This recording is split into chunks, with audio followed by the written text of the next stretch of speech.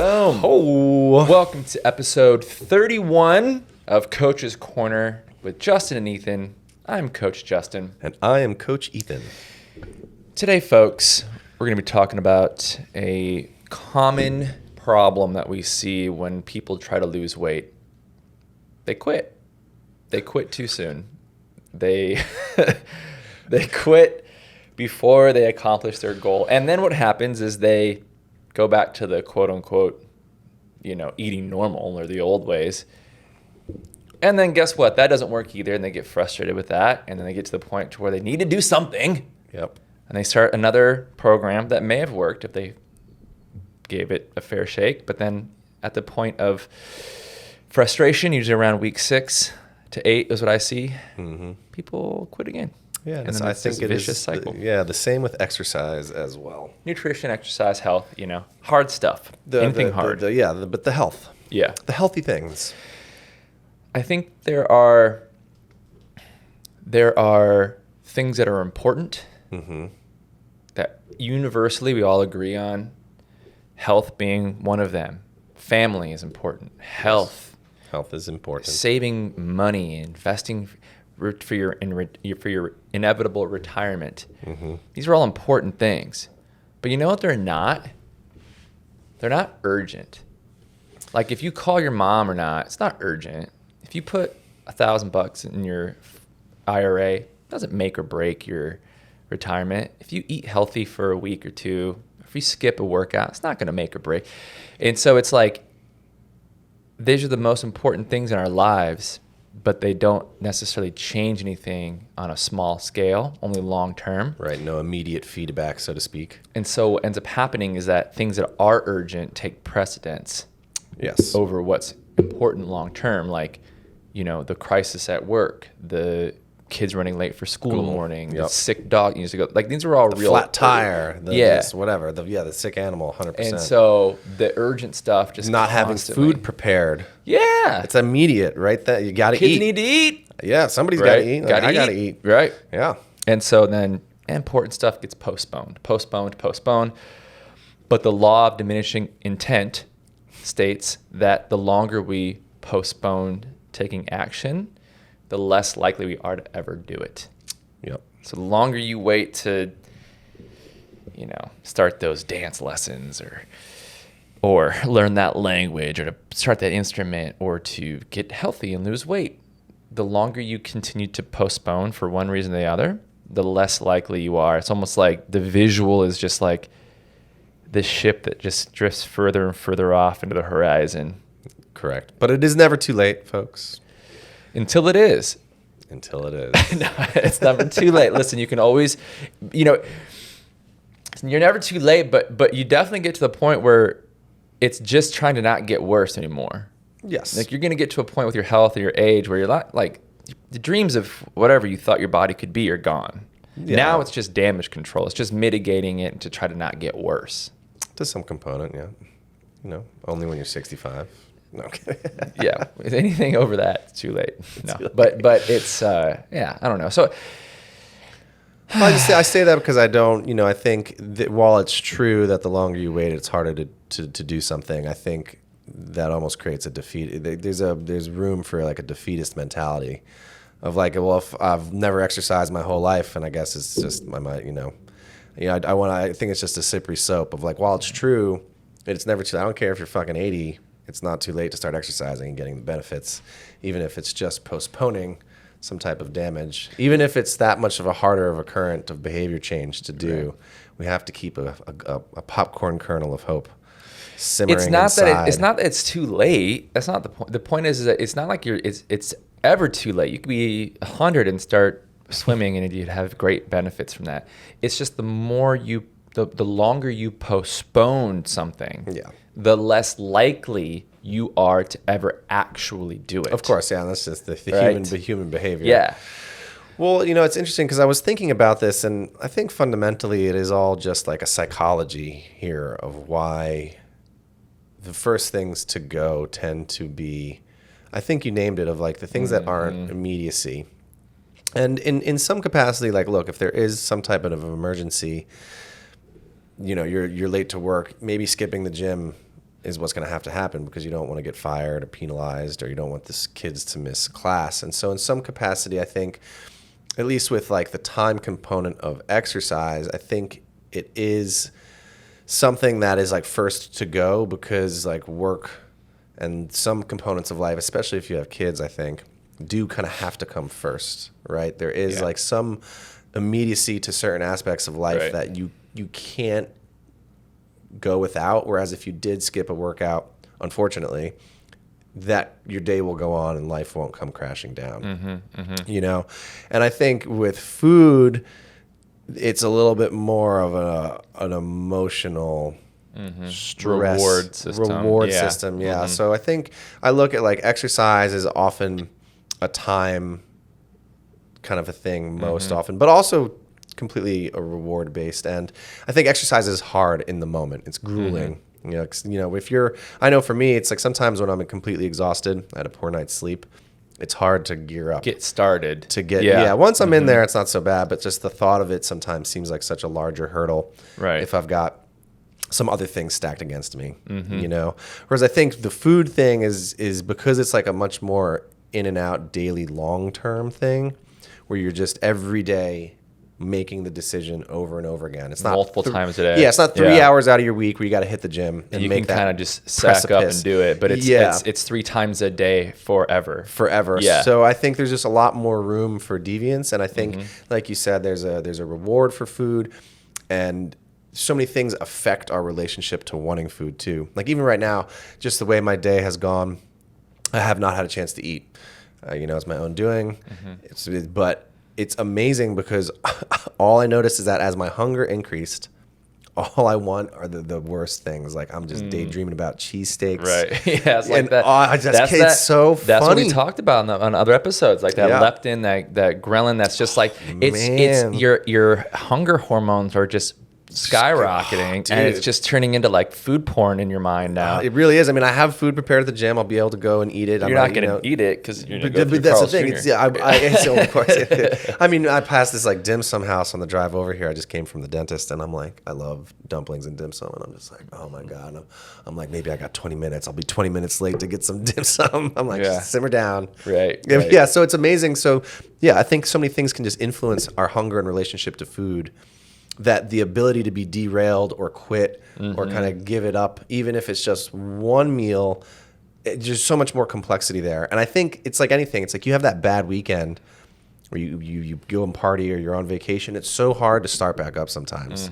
You know, even if you have every intent to, it's like, man, you go on a 4-day vacation, let's say. You come back, you're used to being lazy. It's inertia, man. Yeah, you're just in it. You're like, dude, just coming back from Tanya's parents' house. I mean, it's just like, we rolled in, they had Thai food waiting for us when we got home, and her mom just cooked all day, every day. Then we went out to dinner, and it's like wine, and you know, it was a long weekend, so we just kind of like let it happen. But to your point, come back Monday, I'm like, I got to eat chicken and vegetables now? But what? This is crazy. This isn't exciting. But it's like, yeah, it is hard. But this is where I kind of go, well, choose your hard. Right. Because it's fucking hard to be carrying 50 to 100 pounds of weight. It's fucking hard to have your inner thighs chafing. It's fucking hard to not be able to go and sit in certain concert stadiums because the seats are too small. It's fucking hard to have to buy 2 seats on an airplane.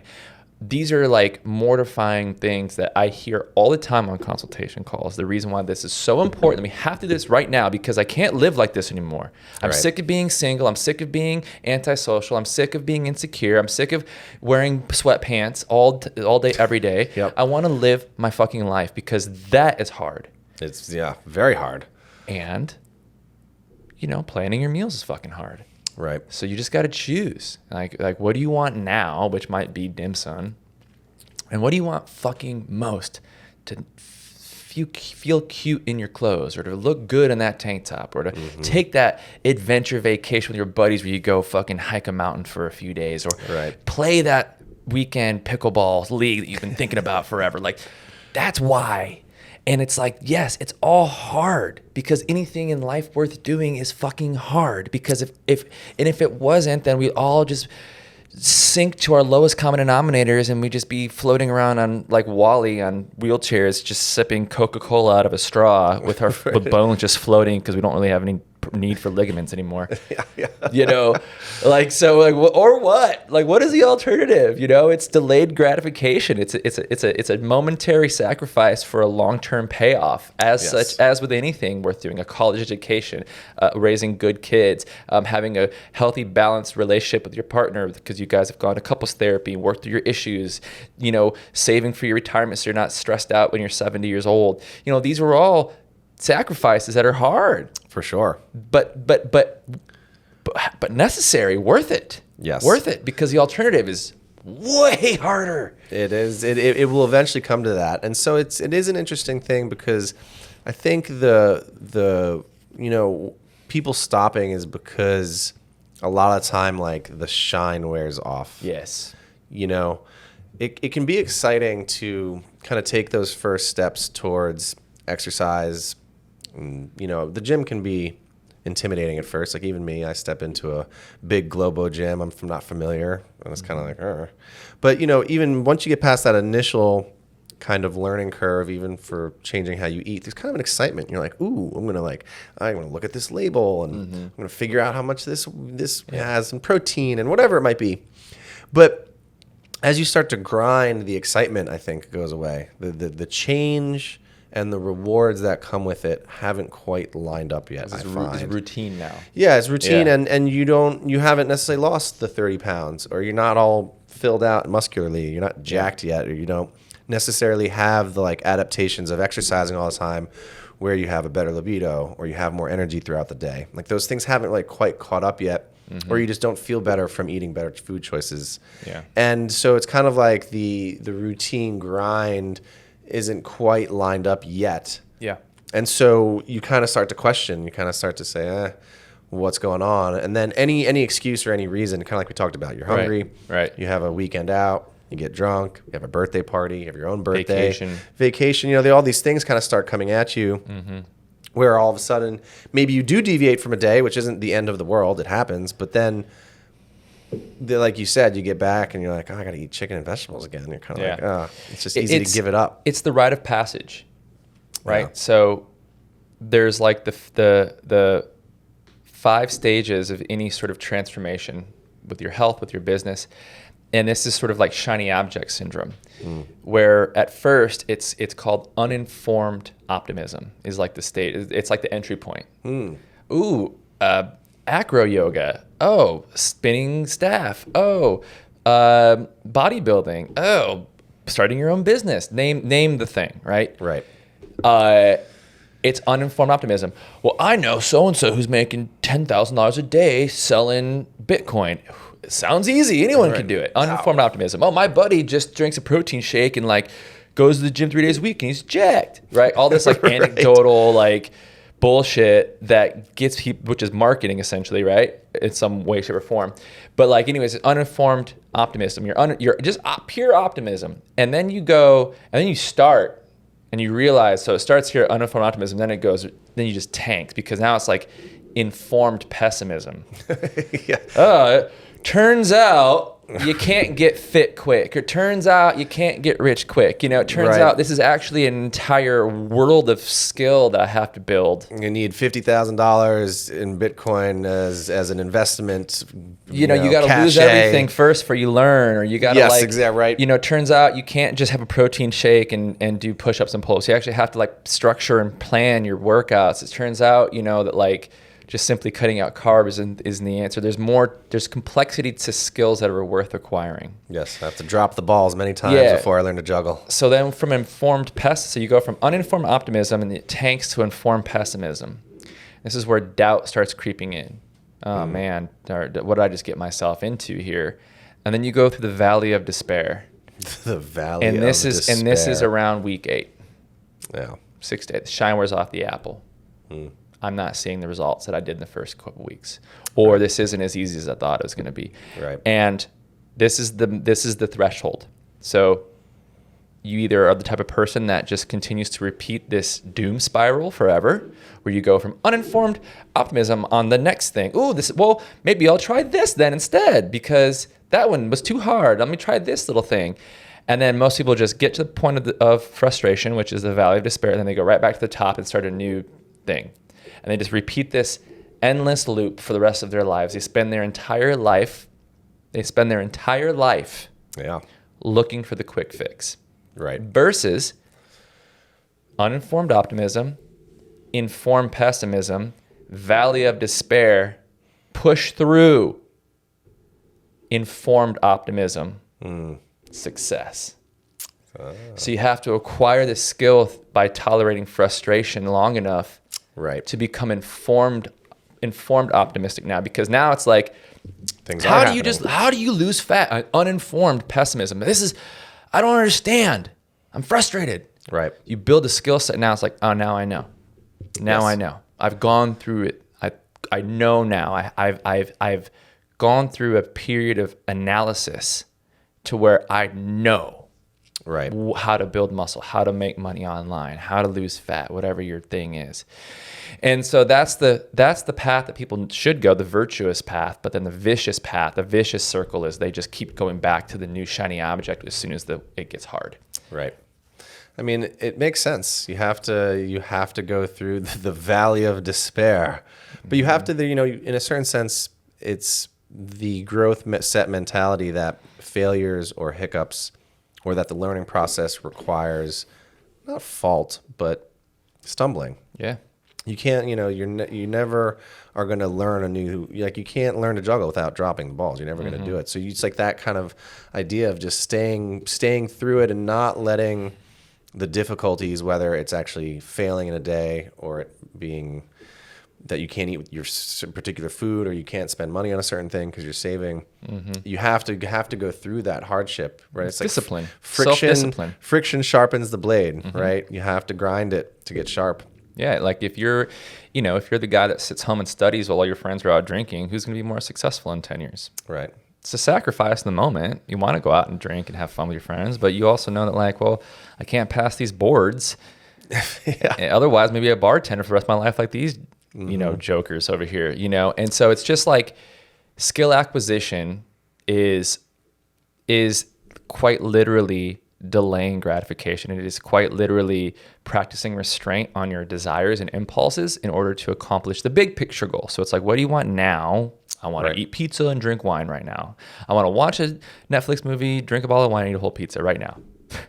What do you want most? Sounds great. I want to be like super smart, and I want to be like shredded and healthy. Okay. Right. What do you want now versus what do you want most, man? And that's your North Star. What I want most is to eat pizza, watch Netflix, and drink wine for work, for a living. And be shredded. And be shredded. Exactly. Right. But it's like, I think there's like microcosms and macrocosms. So like a macrocosm would be like, like a species that evolves to adapt to their environment, right? So like a million species had to die in order to create a genetic adaptation to survive this XYZ exposure element, right? It's like this natural sort of like filtering process. Think about like the special forces. A 1,000 guys sign up to be a SEAL and only like 19 make it. Right. And it's just this weeding out of people who just mentally aren't ready for it. And I think fitness is a microcosm, like an internal battle that we have to go through. It's like so few accomplish and so few maintain, because like it's just once the going gets tough, it's like, and the shine wears off the apple. Yeah. Do you push through the valley of despair and become informed optimistic and then success? Or do you just stop as soon as it gets hard and go back to a new shiny object to start? Well, maybe bodybuilding it works, maybe powerlifting, maybe yoga, and all those are fine options, but you just got to stick with it. You have to stick with it. I think, it's also understanding your relationship to, I think, why you're changing your behavior and why you're choosing to partake in something. And I think when the going gets tough, I know we talk about this and it's part of sales and it's just a part of a lot of things, is like the finding your why. Mm-hmm. And I think that in a lot of ways, getting the ball rolling and starting anything can be hard enough, even if it's uninformed optimism, You still got to take that leap. And even if it's not the best reasons, which, I'll kind of extrapolate on in a sense, just getting it started at least gets you on the path. Mm-hmm. And, at least will eventually get you to the valley of despair and the hardest part. But I think having that anchor of the why, or having a relationship to the reason of the behavior change, is going to be one of the things that helps to get you through. Mm-hmm. Exactly. That and having a plan, but that's like secondary. And I think, a lot of it can come from, it takes a little soul searching in a sense, but one of the things I know to be true is like intrinsic versus extrinsic motivations. And either can be very powerful and either can get you there. And sometimes one can be more, influential than the other.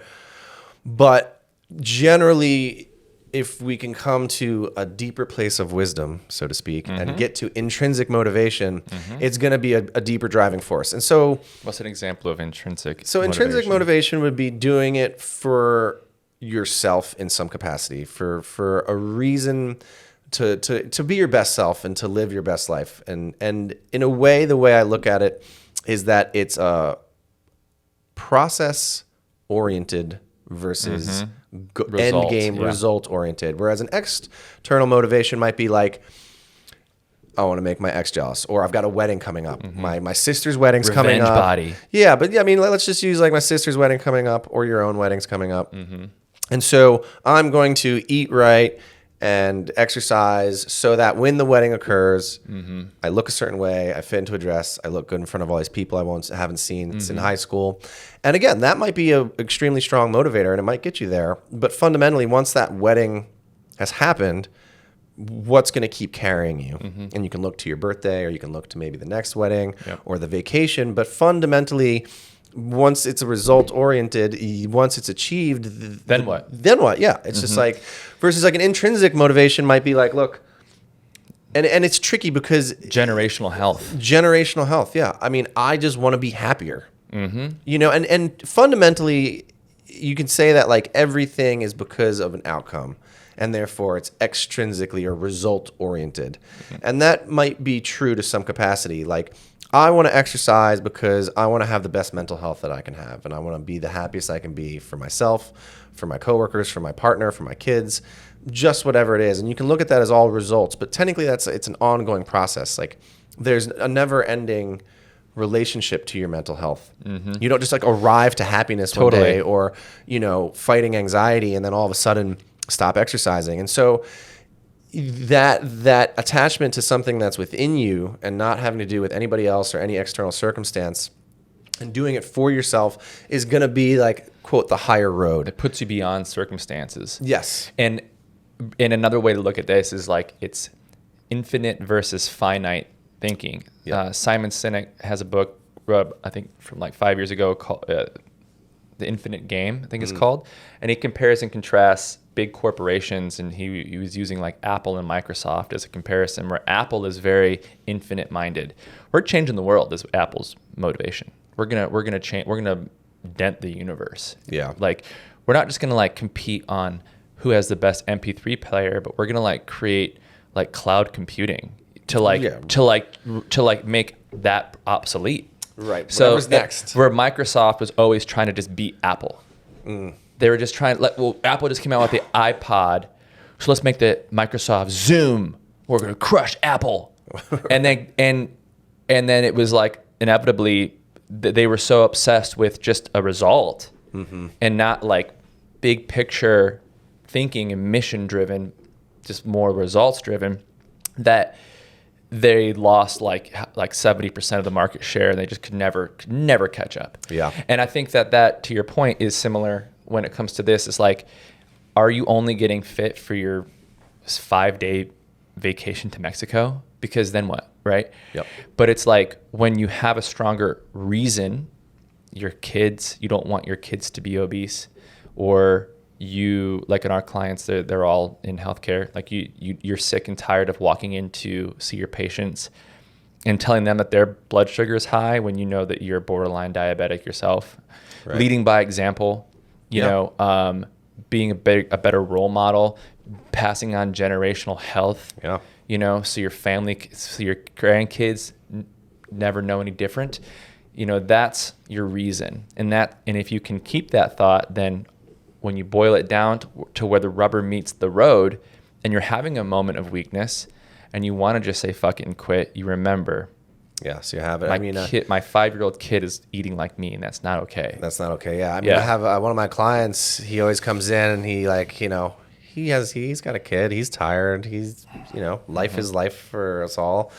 But he has his mantra. He's like, the process is the reward. The process is the reward. So as he's sitting there struggling with the workout, doing, gritty pull-ups and things of that nature, he chants to himself that like this moment, grinding right now, being the workout itself, not what the workout's going to get me, not having bigger biceps, none of it is like right here, right now is the reward, and shifting that mentality to like this very moment is the thing that I am grateful for and looking forward to. Because when we think back on like our glory days, it's never about when we hit the easy button. Yeah. It's like, man, I trained for 3 months and I fucking, I did all this. Like those, like the moments of like effort that we've gone through are what we remember. Yes. And the moments of sacrifice and hard work and self-discipline, like we're proud of that. Yeah, we attach to that. It's like, and to John's point, it's like that, like we're doing it because we want to be fit, which is kind of the goal. But really, when we look back, being fit is a spiral staircase because there's always the next level. You always want to get more fit. Of course. It's an endless journey.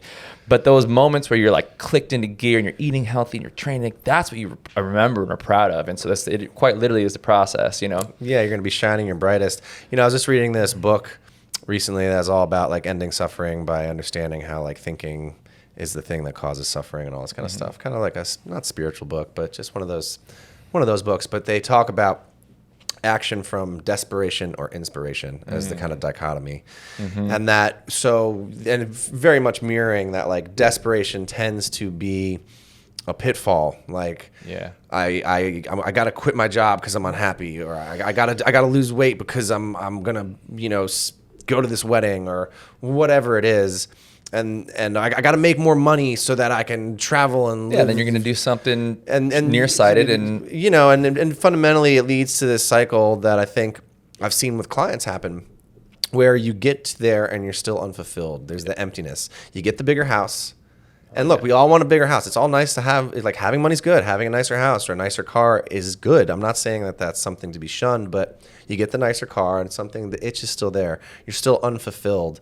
And then you get a nicer car. And eventually the house of cards implodes and you realize like, this isn't happiness or fulfillment isn't necessarily coming from these things. Whereas when you lead action through inspiration, there's a certain joy that comes from it that isn't necessarily attached to this result-based outcome per se. Sure. And results might come from it. For sure. And so I think it's just those kind of mentalities that can help you in those hard moments to just remember that it's a little bit bigger than the moment itself. It's so true. And it's like, just thinking of my own life and process, like when I'm taking inspired action and you're 100% present because you're inspired and you're in the flow. You're in a flow state. Exactly. It's all that stuff. All the stuff. And so you're inspired. You're taking inspired action.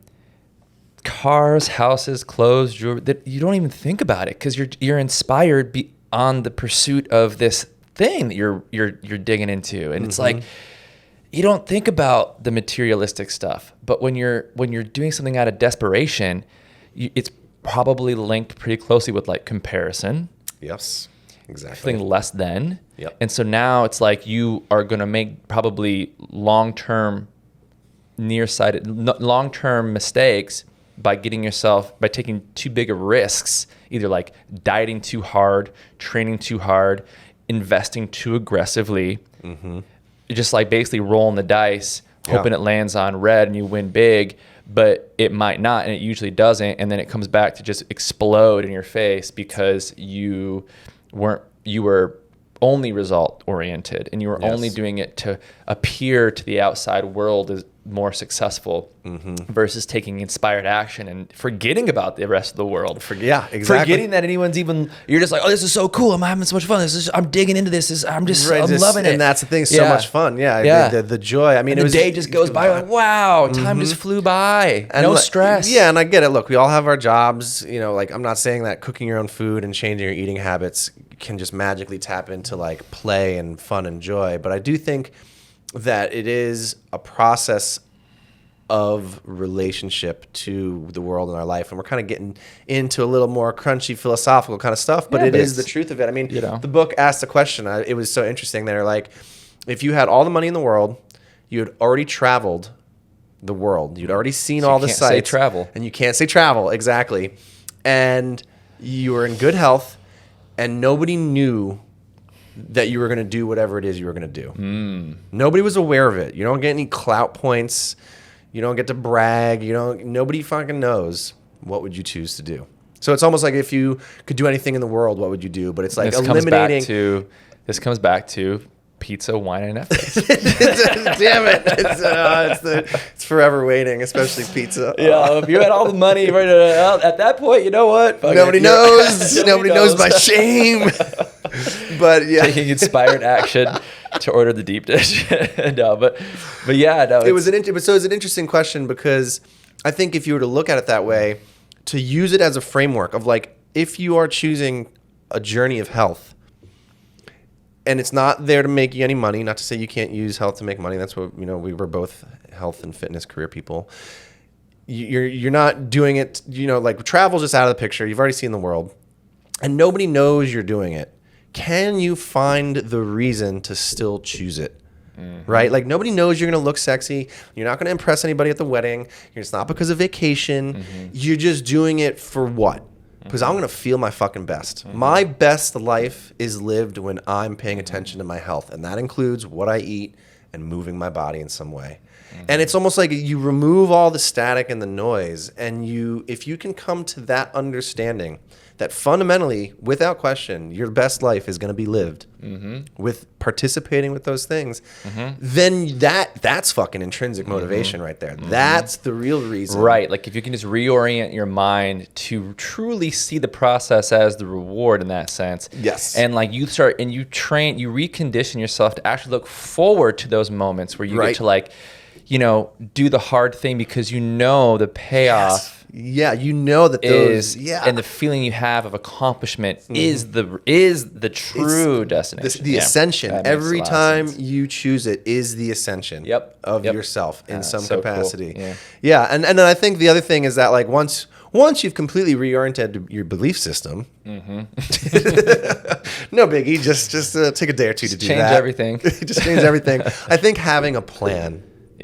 Is just, you got to have a plan. You got to be tracking results. Because you're going to fall off. And the plan could just be to track, because then what happens is, when, even without a plan, if you actually track your strength progressions, if you actually track your calories and your scale weight, you start to develop a plan, because you start to auto-correct. You can't see a number and not want to improve it. Right. And so even if you don't have a plan, if you just say, okay, well, I'm just going to track my calories, my weight in the morning, and I'm going to start to like measure my strength progressions in these 5 or 6 different exercises. How many push-ups can I do? And then you go, okay, well, it turns out when I increase protein, strength goes up, but then when I keep calories limited, my scale goes down. So you start to devise a plan without even having to have a plan, by just looking at the data and letting the data inform your decisions. Right. It could be a wonderful way to start without having to worry about a plan. Yeah, because how can you know where to go if you can't see the road, right? If you're just wandering. Let's end it here. I'm with it. If you can't say pizza, wine, and Netflix, okay, you've already traveled the world. Yep. You've already got more money than you'll ever need to spend, and you're in great health, and no one knew. What would you do still? Dance. I would dance. All right. Dance and flow arts, spin my staff, but dance. It's just like perform shows, like travel. Any of it. But I think just if I like, the way I look at it is like, if I was on an island, like if nobody knew I was doing it, and I have the most beautiful mansion on the island. I got jacuzzis. I have everything I want in terms of riches and money. I'm in great health, and it's the most perfect island because I've seen the entire world and I got to choose where I'm living. And now you know what you want. And nobody's around, I'd probably dance. It's just so much fun. It brings me so much joy. There's no reason that I choose to do it other than to do it. It's just so much. It just elates me. That's and great. So I think dance would be my answer. What about you? I mean, I was kind of thinking about it more in like a do with my life, career. And I think, and it would honestly be coaching people with fitness and nutrition, I think, and mindset and just like convenient answer. Yeah. Yeah. No, but I feel you. But like, honestly, like, you know, I really get a kick out of having the conversation that you and I just had, but to someone who's maybe never heard it quite like that, or maybe only heard it tangentially, but never had anyone directly confront them about their own belief systems that are holding them back. And I like that. And I like getting and being the one person in someone's life that's actually been honest with you and not just placated you and told you everything's okay. No, you look great. But like actually challenged you to break through a limiting belief that has kept you stuck and help you expose and identify these patterns and habits that have, helped prevented you from living that life that you want. Like I would do that. Like I would love to be able to have those conversations every day with people. Yeah. And then, that if money wasn't an issue. And the irony is that is kind of my job in a way, but honestly, so much of my job now is like being a business owner more than it is being like a coach, thing, yeah. But that's what I really like. And if I think that it's a noble response. I mean, because I think there is no greater reward than helping people. Like when I'm teaching somebody something, like it is one of my favorite moments. Like especially with like my dragon staff, the flow arts prop I spin.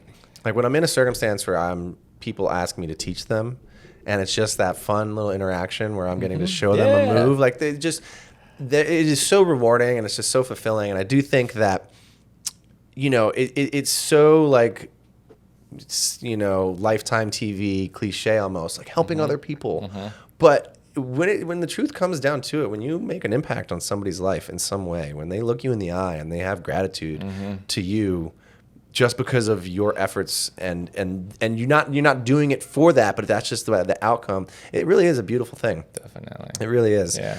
Definitely. Makes me just think that I'm lost my calling. I should be on Dancing with the Stars. You just go to Hollywood Boulevard and just start dancing. I'm just waiting for one of my Instagram reels to go viral. And then I'm out of here, bitches. I'll just be shuffling, All right, Coach's Corner with Justin, because Ethan he blew up on social media now, so he quit. Popping and locking. He quit, yeah. First chance he got. All right, we'll leave it there. That was episode 31 of Coach's Corner with Justin and Ethan. Stacking them up. That's cool. We'll see you guys next time. Peace out. Catch you later. Bye-bye.